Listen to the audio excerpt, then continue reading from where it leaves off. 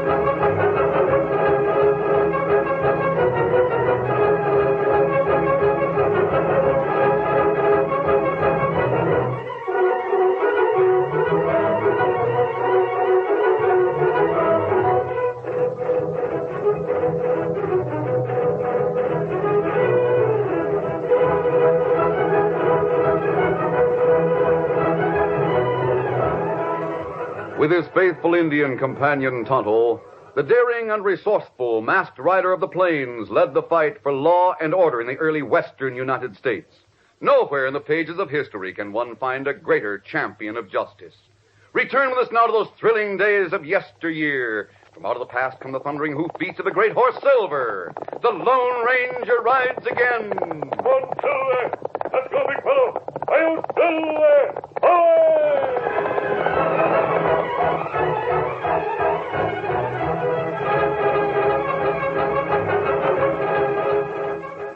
In response to hundreds of requests from interested listeners, this Lone Ranger program will retell the story of the origin of the Lone Ranger, how he met Tonto, how he got his name, and how the Lone Ranger found the great horse Silver. This is the story of a man who buried his identity to dedicate his life to the service of humanity and country.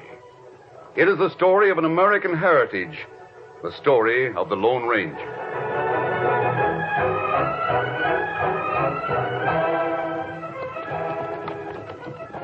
Six men guided their horses along the canyon floor toward the hideout of the Cavendish gang, the strongest, most ruthless gang in all the West. The six were undismayed by the heavy odds against them. They were Texas Rangers. Rein up, boys. Whoa, easy. Steady, fella. We'll wait here until the scout returns. You think it was a good idea to send Collins on ahead? It was Captain Reed's younger brother who asked the question. Are you sure you can trust Collins? We have no choice. We must trust him. We've got to know if Butch Cavendish has learned that we're heading for his hideout. Well, you're the captain. Forget that for a minute. I want to speak to you brother to brother. My wife and son are coming from the east. If something happens to me and you survive, well, I know you'll take care of Danny. You know I will. If I don't survive, I'm going to count on you to resign from the Rangers and work that silver mine we've staked out. Use my share to raise my son. Your nephew. Here comes the scout, Captain. What's the word, Collins? Good news, Captain Reed. It's all clear. I scouted the rim on both sides of the canyon and found no sign of the Cavendish outfit. All right, boys. Let's go get Cavendish. Get up there. Get up. Come on now.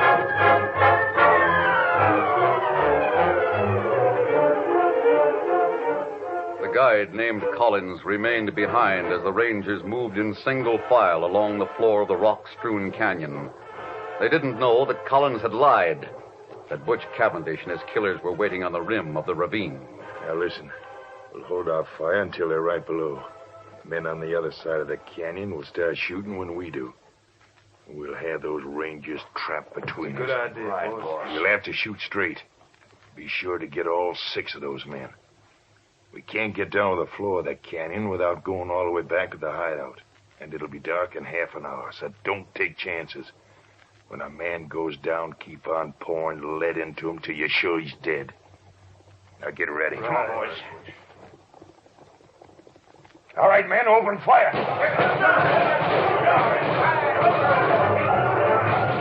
Several hits were scored with the opening volley from the outlaws' guns, but none of the wounds was fatal. The 6 men swung from their saddles and spread out as they returned the fire from both sides of the canyon. They hugged the ground, taking advantage of the meager protection afforded by small rocks. Then one of the guns was silenced, but 5 returned the deadly fire from up above. Double-crossed. If any of us get out of this, we have a score to settle with that scout Collins. The captain and his brother fought side by side, while bullets from both sides of the canyon crashed into rocks close by. Jackson's just been hit. Oh! You're hit? It's all right. I can still fight. But you're wounded. Dan, I'll get that one. The dirty killer. Dan, how badly are you hit? Dan. How many left? 3 of us. I'm going. Then there'll be 2. You remember? Promise. My boy. Little Dan. As long as I live, I'll not forget that promise. The outlaws on the rim grew bolder when they saw that there was but one gun firing from the canyon floor. Then that gun, too, went silent.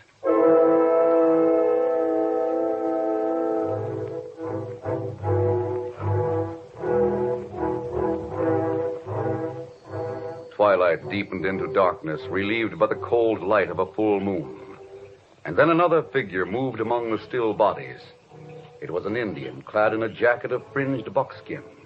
He examined the men to whom heroic deeds had been a part of each day's work. Him dead. 5 times the Indian found the man whose soul had gone to join the immortals.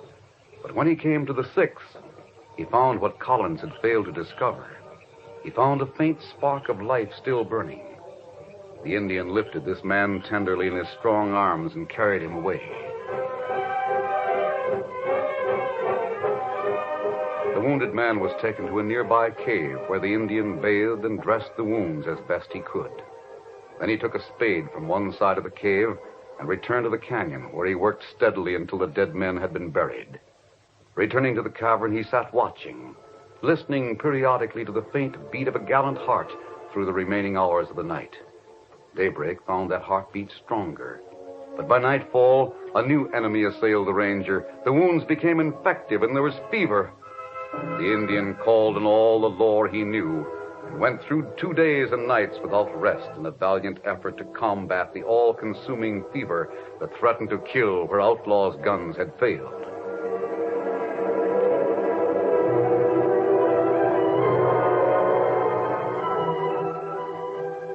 It was daybreak when the ranger opened his eyes, and for the first time the Indian saw them, clear and calm.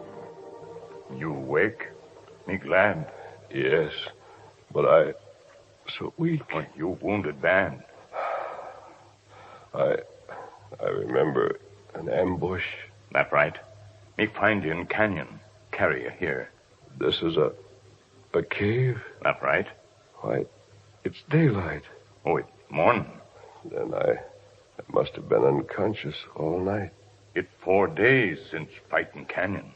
There's something familiar about you. Well, many year ago, when you only boy, you find Indian boy in trouble. You save life, Indian boy. Now I remember. Your name is Tonto. That right. It was you who found me, dressed my wound, saved my life. Ah. I remember what you called me years ago. You called me Kimosabe. That right. Kimosabe. It mean trusty scout. Tonto, there were 6 of us in that canyon. The others...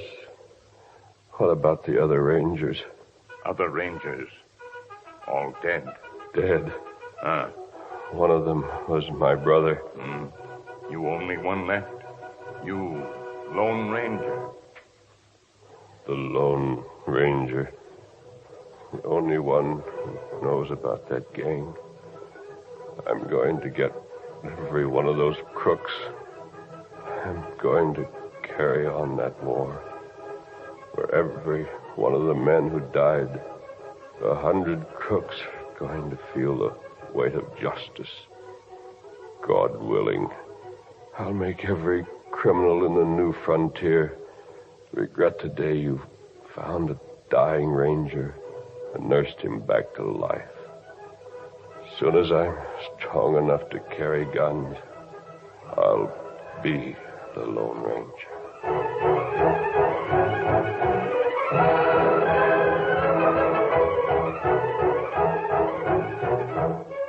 Tonto was amazed at the sudden strength that seemed to surge through the wounded man. He seemed to be transformed by some strange alchemy into the composite of all 6 rangers. In his eyes there was a light that must have burned in the eyes of knights in armor. A light that through the ages lifted the souls of strong men who fought for justice, for Christianity. Tonto, those killers know me by sight. They know one of the rangers escaped. They'll look for him. Them not no one escape, Kemosabe. Tonto bury 5 men. Make 6 mounds. Crooks think you die with others. Then my identity shall be forever buried with my brother and my friends. From now on, my face must be concealed by a mask or disguise. No. You stay quiet 5, 6 days. Get strength back. Tonto, while we go after the Cavendish gang, we've got to watch for a little boy and his mother who are coming from the east. We've got to go to a silver mine. Silver mine? Yes, a secret one. I know an old man I can trust. He used to be a ranger. He'll stay at the mine and work it just enough to supply the cash we'll need, so much to be done. So much. Maybe better you rest now, Kemosabe. Rest a little while, then talk. Yes, I'll rest a little while. Then we'll make plans.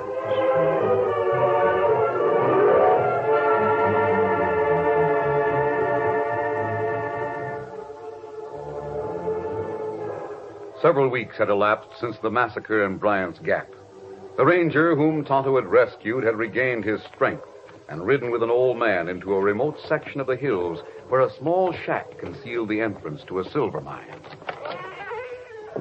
So this is the shack you and your brother built. Yes, Jim. This is where you'll have to live and work. I'm sure sorry to hear about the death of your brother. He was a fine man. Didn't he have a little boy? Yes, Jim. Now that my brother's gone, half of this silver mine belongs to his son. Where is the boy? I don't know, but I've got to find him. I hope I can be as much to him as my brother was to me. Yeah, you and the boy will be pretty well fixed with this silver mine. All I want out of it is enough for my immediate needs. You may have the rest of my share. Oh, no. That's all right, Jim. You're entitled to it. You'll have to do all the work. And remember, you're never to reveal the fact that I have any connection with this silver mine. I have nothing to do with it. To all intents and purposes, it belongs to you. I could refine a little ore right here in the shack. That's what I want you to do, Jim. I'll come here when I need money or bullets. Bullets? Yes, I want some of the ore cast into silver bullets. Thunderation, lead bullets are good enough to get revenge against the Cavendish gang. I'll not use the bullets for revenge, Jim. I want them to be a symbol of justice by law. I want those who see them to be reminded that sooner or later every criminal will be defeated. The best justice. Yes, I made my plans carefully, Jim. I'm sure I'm right. Well, when you're starting out? As soon as Tonto arrives with strong horses.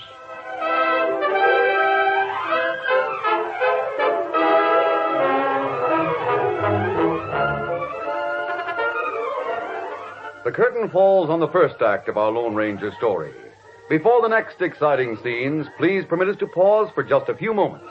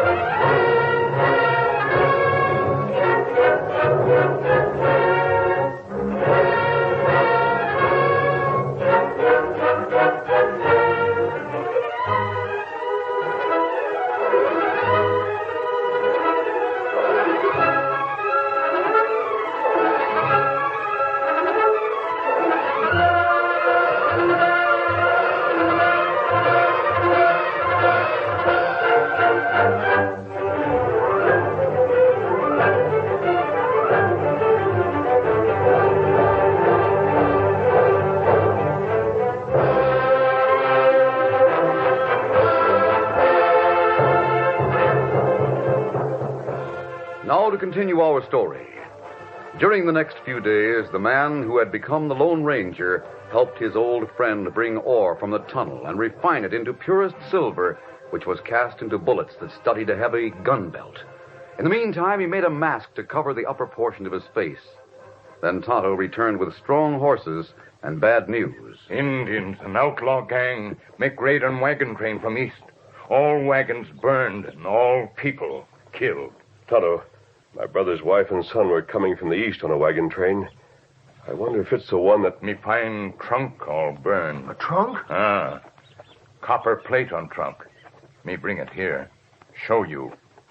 Their name on plate. Read. My brother's trunk. Tonto, does anyone know if there was a little boy in that caravan? Me not know. I wonder if we'll ever know. I expect you'll be starting out tomorrow. No, not tomorrow, Jim. We're starting out right now. We have a lot to do. Hit the saddle, Tonto. I'll keep an eye on things here. Keep a supply of silver bullets on hand. They'll be ready. We'll be back. Come on, Tonto. Steady. Easy, Tonto. Goodbye, Jim. Goodbye. And good luck to you. Thanks. Get up there. Come on, feller. Good luck, Lone Ranger.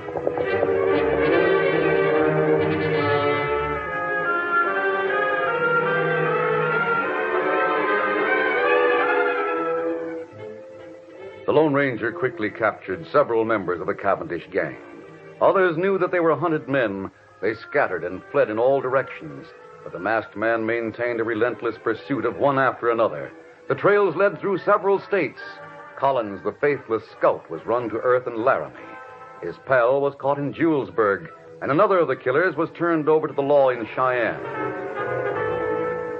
Months had gone by since the masked man started on his mission. Butch Cavendish himself was the only member of the gang who remained at large. He knew that he was hunted.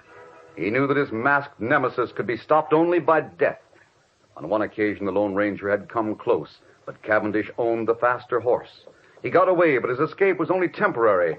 With Tonto at his side, the masked man pressed on till the trail was new and sharp.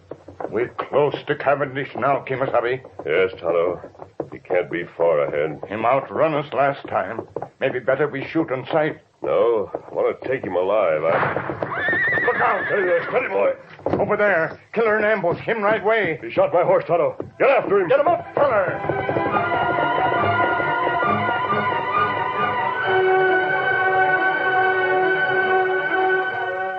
Once more, the superior speed of the outlaw's horse carried Cavendish to safety. When Tonto returned from the futile chase, the masked man stood beside his dead horse. A good horse, Tonto. Loyal, faithful, and brave. But my next horse must be faster. I wish that... Tonto, we've heard stories of a wild horse. A fiery white stallion. Ah, him seen near valley. Over that way. Yes, Cavendish went that way. We'll be on the lookout for the wild horse as well as a man. Tonto's horse carried the Lone Ranger's saddle and supplies, while the masked man and the Indian continued along the outlaw's trail with dogged perseverance. In the meantime, a fiery white stallion, the king of Wild Horse Valley, had left the green hills to seek adventure in the outer world. He met a buffalo, a shaggy monster of tremendous size and strength, whose evil eyes burned with a lust for murder as he challenged the white one to battle. It was a fight of earth-shaking fury. The sun flashed from the sleek body of the white one as he dodged and sidestepped charge after charge, then reared high to strike at the infuriated adversary. He was nimble and courageous, but his strength began to wane as the battle went on. The buffalo charged again and again. The splendid muscles of the white one were slower in responding, then too slow. He was caught by the shaggy monster's charge. Wet crimson stained his pure white coat. Another charge. The white one saw it coming, and he couldn't dodge. He staggered and fell. The monster drew back. His head was lowered, and he pawed the ground in readiness for the charge that would drive the cruel horns deep into the white one's body, the death charge. And then two shots rang out. The buffalo shuddered from the impact of the masked man's silver bullets. For an instant he stood motionless, then fell.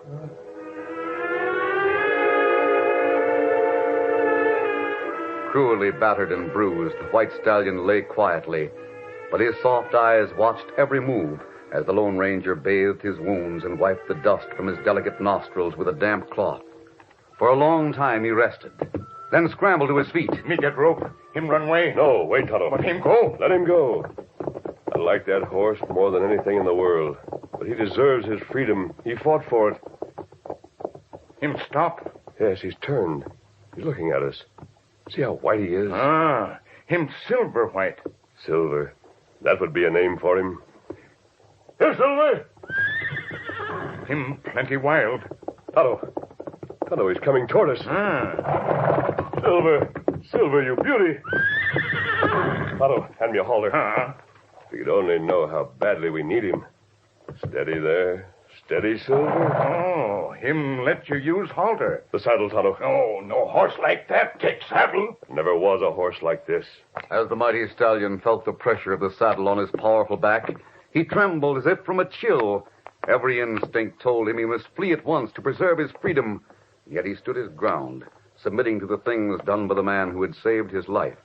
It wasn't gratitude that kept him there. It was something stronger, some mysterious bond of friendship and understanding. He heard the man's low voice and liked it. Silver, we're going to be partners. Yes, I'm going to mount, Silver. Don't be afraid. Steady now, fella. Easy. Steady, Silver. It's all right, big fella. Tonto, he's willing. Now I'm going after Cavendish. Come on, Silver! The powerful white stallion had no bit to guide him. There was nothing but a halter, but he seemed to know just what his new friend desired. He was eager to please, eager to show his strength and speed. His flowing mane and tail streamed out like banners in the wind. No hoofs had ever beat the plains like those thundering hoofs of the great horse Silver. Presently, Cavendish came into view. There he is. Come on, Silver! The mighty stallion responded with a new burst of speed that quickly cut down the lead of the man ahead. Cavendish fired wild shots over his shoulder. Again and again he fired until his gun was empty. His horse was no match for the charging white one. Fear and panic filled the outlaw's face. He heard the hoofbeats ever nearer, and then the masked man shouts, I want you, Cavendish! Get away! Get away, do you hear me? Let me be! Let me be! Get away, I tell you! The two were side by side. The masked man leaned out, reached, then threw himself at Cavendish. Come on, Cavendish, on your feet. Don't hit me again. Don't kill me. I'm not going to kill you. I'll let the law do that. The hangman's rope is waiting for you. The masked man's mission was accomplished. He had captured the last member of the Cavendish gang, but there were other outlaws, other trails that beckoned the Lone Ranger Tonto and the white horse Silver. The rest is history. The Lone Ranger turned the blinding light of justice on criminals in all communities, but he never forgot the promise made to his brother. A promise to try to find the boy, Dan Reed. He fought claim jumpers, rustlers, and smugglers. Side by side, he fought with builders of the West, the pioneers in covered wagons, the carriers of mail, the stage lines, and the pony riders. He became known throughout the West by his mask, the white horse Silver, and a ringing cry, Hail, Silver!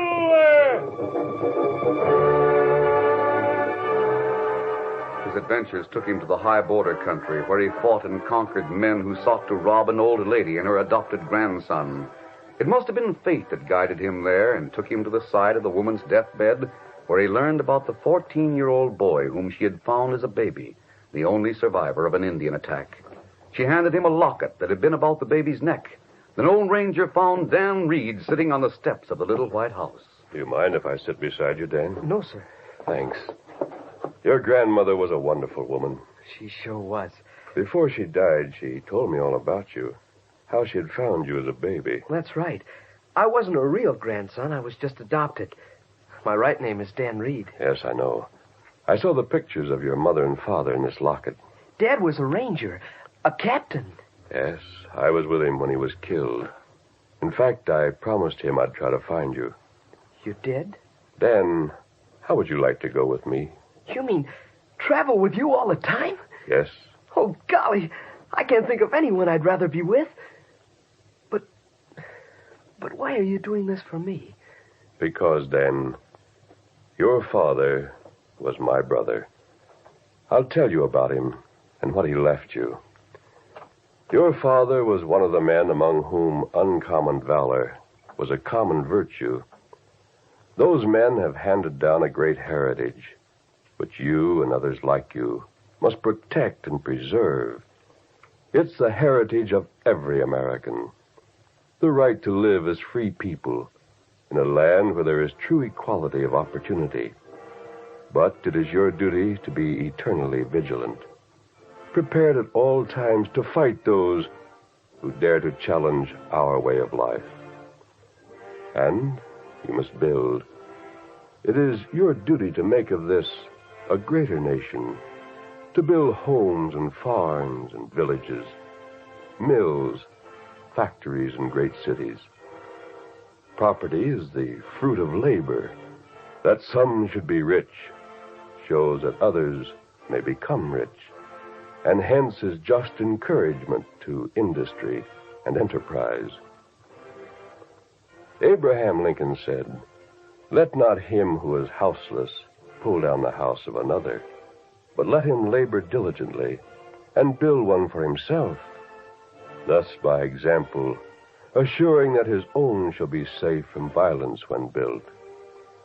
You have for your own a great nation, together with the will, the heart, the courage to make it even greater. This is your heritage, Dan.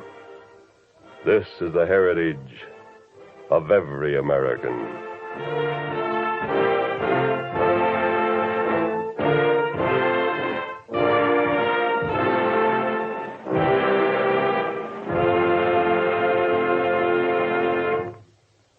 And that is the message of the Lone Ranger.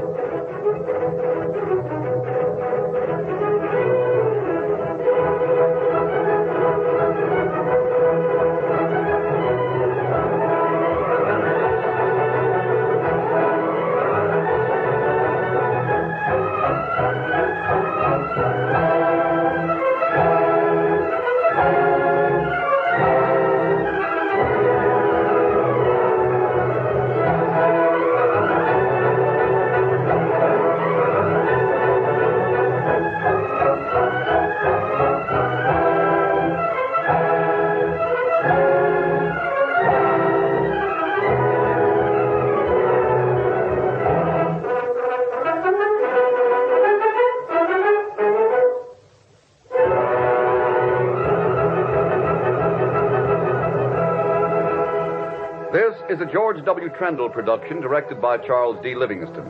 This story was written by Fran Striker, and the part of the Lone Ranger is played by Brace Beemer.